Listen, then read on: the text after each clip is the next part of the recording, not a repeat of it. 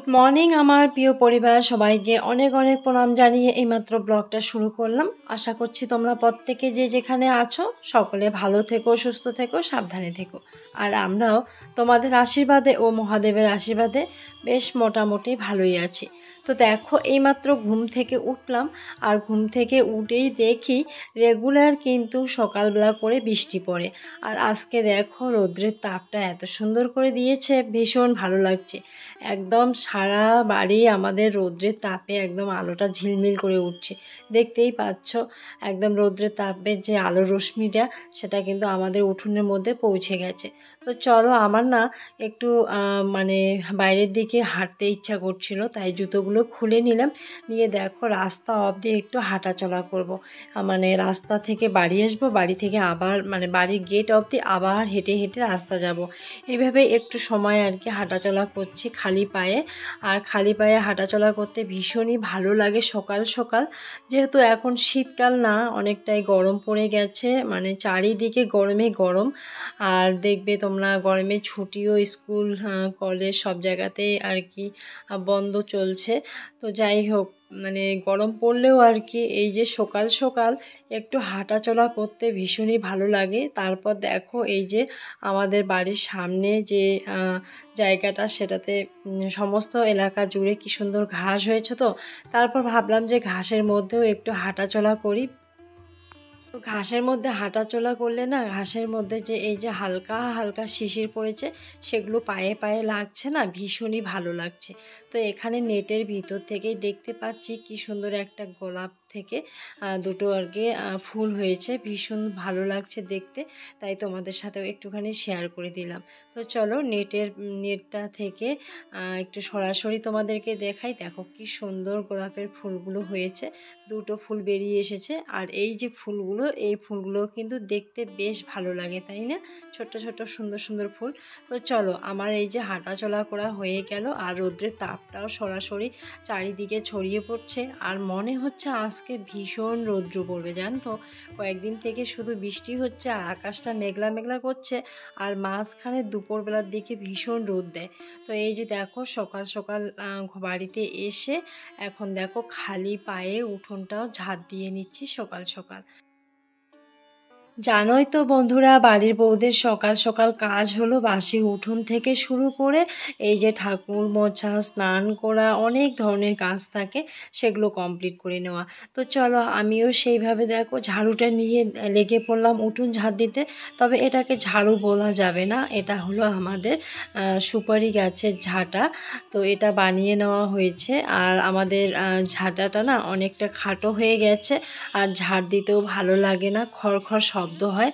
তাই আর কি এটা দিয়েই ঝাড় দিচ্ছি। আর এই যে আমাদের উঠোনের অবস্থা খুবই খারাপ, একদম চাষের মানে জমি হয়ে গেছে। আর কেঁচো মাটি খুঁড়তে খুঁড়তে দেখতেই পেলে কতগুলো মাটি আমি এক জায়গায় জড়ো করে রাখলাম। প্রত্যেক দিন আমাদের উঠোনে এরকমই হয়ে যাচ্ছে। তো চলো, এখন আবার একটা দিক ভালো কি জানো তো, এখন আর অত পাতা পড়ে না, যেহেতু চারিদিকে গাছে সবুজ সবুজ পাতা হয়েছে। এখন কিন্তু উঠোনে একদম পাতার ভর্তি নেই। এই দিকটা অবশ্য অনেকটাই ভালো হয়েছে, শুধু জাস্ট একটু ওই যে কেঁচো মাটি খুঁড়ে দিচ্ছে, সেগুলোই আর কি উঠোনের মধ্যে যেগুলো নিচু জায়গা সেগুলোতে মাটিগুলো ঢিপ করে রাখছি। তো এদিকে বাসি কয়েকটা থালা বাসন ছিল, সেগুলো দেখো মেজে নিলাম। চলো, আমার মেয়েও ঘুম থেকে এইমাত্র উঠে গেল, ওর প্রাইভেট টিচার চলে আসবে, যেহেতু এখন বর্তমানে স্কুল বন্ধ আছে। তো প্রাইভেট টিচার আসবে দেখে ওকে তাড়াতাড়ি ওর বাবা ডেকে দিল। এখন দেখো ওকে ব্রাশটা দিয়ে দিলাম, আর আমিও ব্রাশের মধ্যে দেখো কোলগেটটা ভরিয়ে নিলাম। এখন মা মেয়ে বসে দুজনে একটু ব্রাশটাও করে নিব, যেহেতু বাসি কাজটা অনেকটাই কমপ্লিট হয়ে গেল।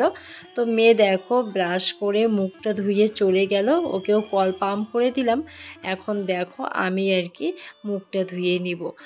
তো মুখ ধোয়ার পর আবার অনেক কাজ আছে, তো সেগুলো তো কমপ্লিট করতেই হবে। তার আগে কি বলো তো, ভাবলাম যে আমি তো উঠোন ঝাড় দিলাম, আগে হাতে একটু সাবান দিয়ে নিই। কারণ যেহেতু ঝাঁটাটা আমি হাতে নিয়েছি, আর হাতে অনেক জীবাণু অনেক নোংরা তো থেকেই থাকে, তাই না? আমরা তো আর সেগুলোকে লক্ষ্য করতে পারি না। তো যাই হোক, হাতে সাবান দিয়ে তারপরে মুখটা একটু জল নিয়ে নিই। তো এদিকে দেখো হাতে সাবানটাও দিয়ে দিলাম। কলের মধ্যে সাবানটা ছিল না, সাবানটা একটু দূরে ছিল বারান্দায়, সেখান থেকে নিয়ে আসলাম। এখন দেখো মুখটা পরিষ্কার করে ধুয়ে নিয়ে তারপর যাব হলো স্নানে। স্নান থেকে বেরিয়ে তো জানোই ঠাকুর ঘরে যেতে হবে, অনেক কাজ পড়ে আছে। আর জানো তো আমি ভয়েস রেকর্ড দিচ্ছি, কি সুন্দর পাখির কিচিমিচি ডাক। এখনও কিন্তু আমাদের বাড়ির কোনো সদস্য উঠেনি। আমি কিন্তু ভোর 4টের দিকে উঠেছি, উঠে দেখো শুধু পাখির ডাকেই মনে করো যে আমি উঠতে পেরেছি। ওরা এত ডাকাডাকি করছে। আর একটা পাখি জানো তো, কোকিল না কি, শুধু ডাক দিচ্ছে বউ কোথা খাও, বউ কোথা খাও বলে ডাক দিচ্ছে। আর কানের কাছেই ডাক দিচ্ছে। জানো তো আমাদের যে রুমটাতে আমরা থাকি সেই রুমের উপরের দিকে একটা গাছ আছে, সেই গাছের উপরেই ডাকাডাকি করছে। তারপর ফট করে মনে হলো আমার তো ভয়েস রেকর্ড এখনও দেওয়া হয়নি, তারপর ওর ডাকে আমিও উঠে গেলাম। তো চলো, এদিকে মুখটাও ধোয়া হলো, আর এই যে বাথরুমে জলটা ভরিয়ে নিলাম, বাথরুমে ঢুকে গেলাম, স্নানটাও সেরে নিব।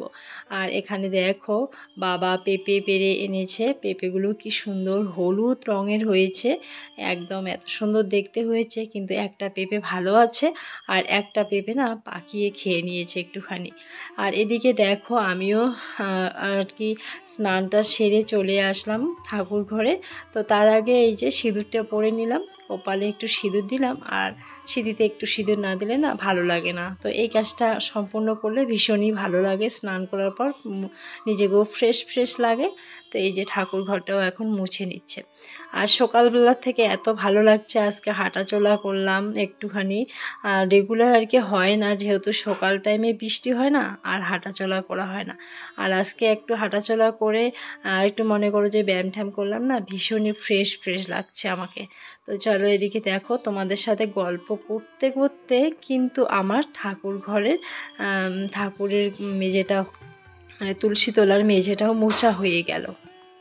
আর এই যে এখন চলে আসলাম আমার মা লক্ষ্মীর ঘরে। পুরনো ফুল পাতাগুলো যে ছিল কালকে দেওয়া হয়েছিল, সেগুলো না ফালিয়ে দিলাম। ফালিয়ে দিয়ে এখন দেখো আবার বালতিতে জল ভরিয়ে এনে এখন আবার মেঝেটা ভালো করে দেখো পরিষ্কার করে মুছে নিব। আর আজকে এই যে সকালবেলা একটু হাঁটাচলা করলাম, এমনিতেও ভীষণ মনটা ফ্রেশ ফ্রেশ লাগছে। আর বৃষ্টির জন্য সব সময় ঘরের মধ্যে আবদ্ধ থাকতে হয়, এই ছাতা নিয়ে এ ঘর থেকে ও ঘর দৌড়াদৌড়ি করতে হয়। আজকে আর সেটা করতে হলো না।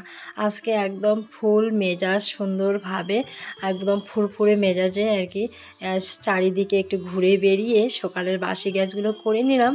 আর এখন যেহেতু সকাল সকালটা স্নান করলাম, ভীষণই ভালো লাগছে।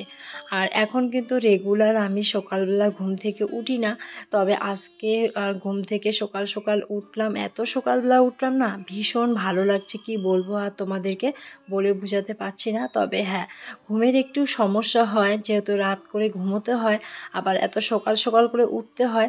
কিন্তু কি বলতো, 2 দিন 3 দিন এরকম একটু অসুবিধে লেগে যাবে, তারপর হঠাৎ করে কিন্তু আবার যখন মানে উঠতে উঠতে অভ্যাসে পরিণত হবে, তখন কিন্তু আবার ভালো লাগবে, তাই না? তো এই যে দেখো আমার ঠাকুর ঘরগুলো মোছা হয়ে গেল। এখন এখানে আসলাম সাদা ফুল তুলতে, আর কিছু গাঁদা ফুলের গাছ থেকেও ফুল ফুটেছে, সেগুলো কয়েকটা নিয়ে নিলাম। তো চলো এখন মায়ের চরণে কিছু ফুল দিয়ে দেই, তারপর দেখো তুলসী তলাতেও ফুল দিয়ে দিব। এদিকে মায়ের চরণে ফুল দিয়ে দিচ্ছি, তারপর তুলসী তলাতে ফুল দিয়ে সমস্ত কাজগুলি কমপ্লিট করে নিব।